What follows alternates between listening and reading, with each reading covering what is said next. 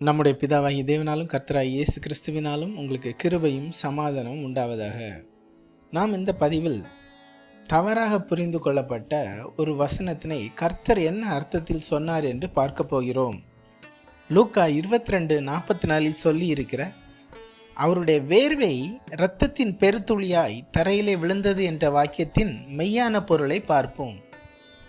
இங்கு இந்த வாக்கியத்தில் இயேசு இரத்தமாக வேர்த்தார் என்றோ அல்லது அவருடைய இரத்தம் வேர்வையின் பெருத்துளியாய் வந்தது அல்லது சிந்தியது என்று சொல்லாமல், காட்டி கொடுக்கப்பட்ட அந்த குளிரான இரவில் தமது வியாகுலத்தின் மித்தம் அவரின் வேர்வையானது இரத்தம் எப்படி பெரிய துளியாய் இருக்குமோ அப்படியே அவருடைய வேர்வை இருந்தது என்றே இந்த வாக்கியம் சொல்கிறது.